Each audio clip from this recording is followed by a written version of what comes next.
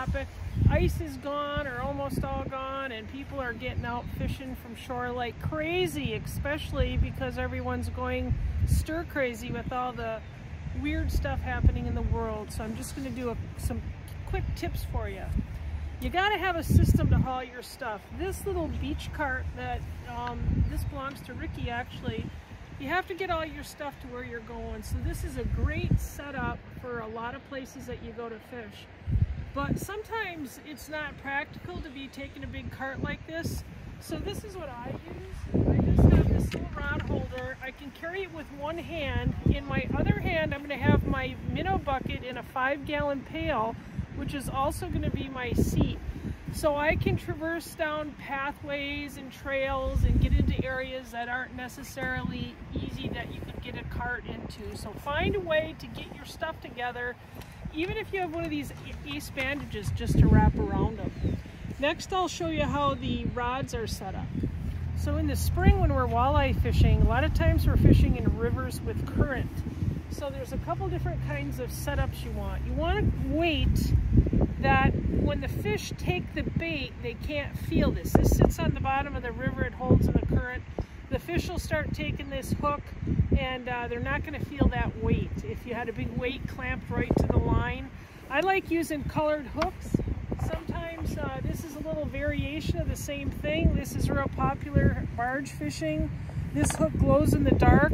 Sometimes I'll put a little glow-in-the-dark bead here as an attractant and just fish with the minnow. The distance between this leader sometimes matters. If your buddy's catching fish and getting bites and you're not getting any, find out how long this leader is, because sometimes that makes a difference. That's going to determine where that minnow is swimming around in the water.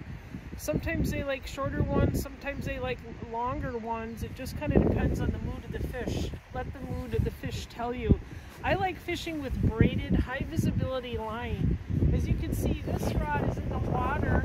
That is a bright orange line. So I'm going to be watching that rod tip, and the color line makes it so much easier to watch it. Today we're fishing in Montello, Wisconsin, and this is a really nice shore fishing area set up here. If this place was packed, I'm not going to fish with 3 rods, even though I'm legally allowed to. I want to make sure that my fellow anglers have plenty of room to fish too, and kind of try to take up as least amount of room as I can. If I'm here by myself, I'm going to spread out as far as I can to cover more water. So a lot of times what will happen is when you get a bite, what I'll be doing is I'll be watching the rod tip, and you'll just see the rod tip go a tick, tick, tick. I'm going to pick this up.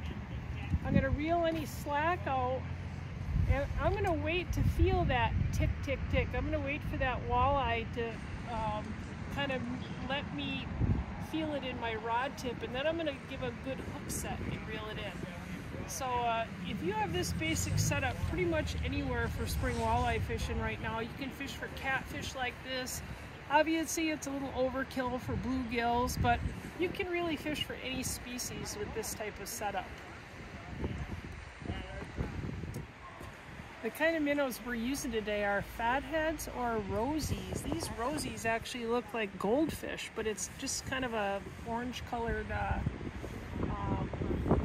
fathead. I thought I was getting a bite here. So I'm just going to take this hook and go right under the chin and right up through. That's all I'm going to do right now, is just go right up through the chin and up. Now another variation of this is to use, instead of a regular hook, to use a floating jig head. Now, if you're hooking the minnow on a floating jig head, you hook it the opposite. You go from the top down.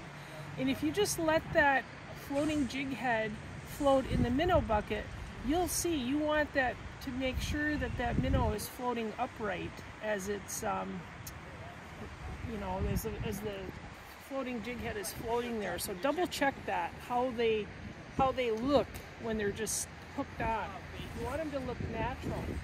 One of my favorite rods to fish, shore fish, is this long 9-foot rod. And this may seem like overkill, but there's a lot of places that we fish that have a bunch of rocks and a bunch of snags. So when I cast this out, when I'm pulling it back, I can lift it way up in the air and start reeling, and that line is going to come way up and it's going to avoid all those snags. So when everyone else is retying and getting stuck and snagged up, I'm able to come right over all those snags.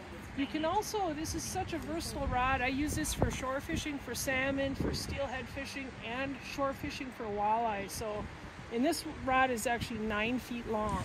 One of my favorites. It's a St. Croix Avid. It's a 9'6" medium light power with an extra fast action tip. Because when this is sitting in the rod holder, I'm going to be watching that rod tip up there, and you're not going to get a whole lot. If you look up at the rod tip there, you know, all you're going to get is like a little tiny twitch to the, so you want an extra fast action rod tip for that. I do personally anyway. So these long rods, you can cast really a lot farther. What I'm looking for here in this situation, it's not necessarily how far you cast, it's where the current seams are. Whenever there's current, it's going to draw fish in. And you can see the river's going downstream, but there's areas close to the pier that the water is actually flowing in the opposite direction. So finding those seams where the current switches from one way to the other, that's the area that holds a lot of fish. And those are the areas you want to try to cast to. So I hope on this 5-Minute Friday you got some tips, and when you're off work and reeling in from this big virus scare, maybe you can get out and catch some fish and have a little mental health therapy. Hey, welcome to the bonus footage from the 5-Minute Friday. We always like to give extra, that's our motto. But it's really an exciting time to be shore fishing right now. I just wanted to let you know a few other tips. One thing to pick up is this rod holder. I have 3 of these. I stick them in the ground. A lot of times you don't have this nice shore fishing station like we are lucky enough to be fishing here in Montello today. But all along the Wisconsin River, these come in really handy. Sometimes it's a rocky shoreline, you got to kind of work them in, but you can even wedge them in between some bigger boulders or something, but they work great. One thing I do is, like, what you can do is you can set 2 of your lines. In Wisconsin you get 3 lines, so 2 of your lines with these live bait setups, but then with the other line you can either cast a jig head in a plastic or some type of crankbait, like Rapala Husky jerks are good. A suspending crankbait, you can cast it out, and for every second that you count it drops a foot, so 1001 it's going to drop. And that'll allow you to bring it back in the middle of the water column.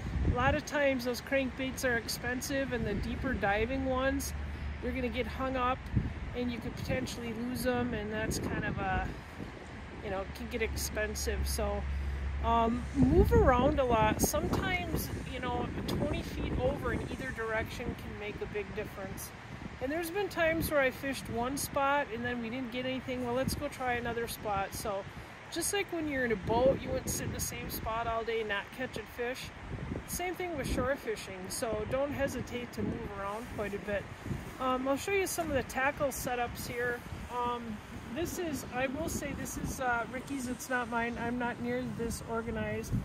But if you can see here, she has all sorts of different colored hooks and types of hooks and beads. Pull it out of there. Hold it. The beads are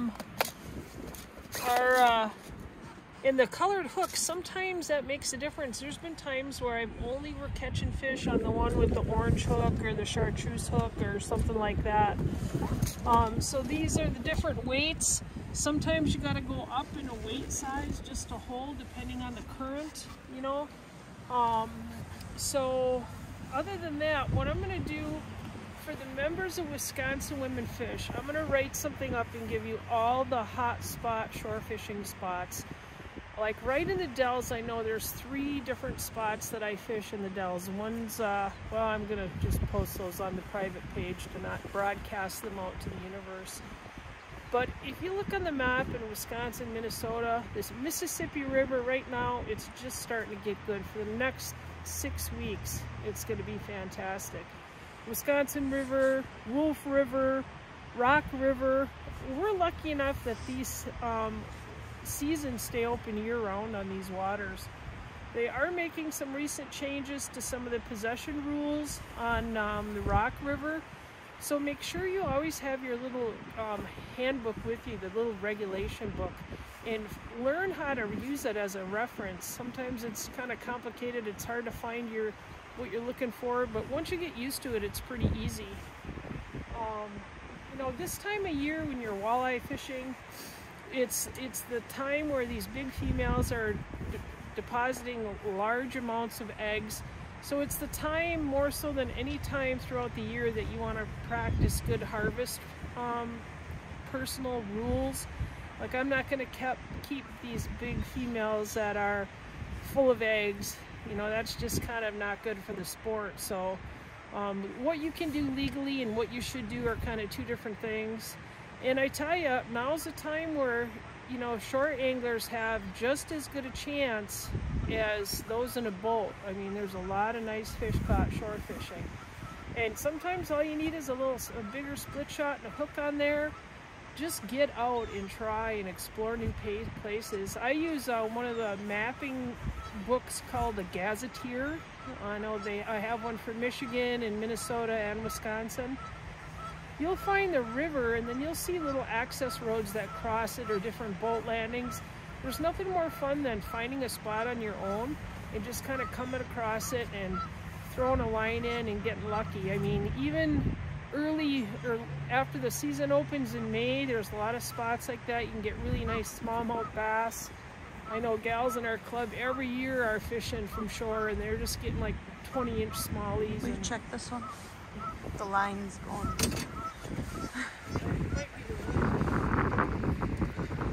So when I think there might be a bite here, we saw the line doing it, I'm just going to pick it up and I'm going to make that line taunt and I'm going to feel what I'm feeling. You know, sometimes stuff will float by and catch the line, but if it's a fish, you're going to feel that that fish sucking on that minnow. And when I feel that again, then I'm going to give a hook set. You know, it doesn't have to be super hard or anything, but this is the most fun part. You know, I mean, we haven't seen anybody get a bite here yet today, but I'm not going to really do anything until I feel that tick, tick, tick. So I can feel it now, just kind of moving across the rocks with the current, so there's not a fish on there, but you know, what we'll do is I'll check the minnow in a little bit, but we're hoping to at least get one out of here. But it's one of those things that, you know, you come down here, and there was guys that were here, just getting here when we got here, and they're gone already. And, you know, we may or may not catch any today. But then you come down like in 2 days or something, and then it's lights out. Everyone's catching fish. It's really festive. Feel free to talk to the people that are fishing around you. People are really good about sharing information, and, you know, just be nice and courteous and help out your fellow anglers.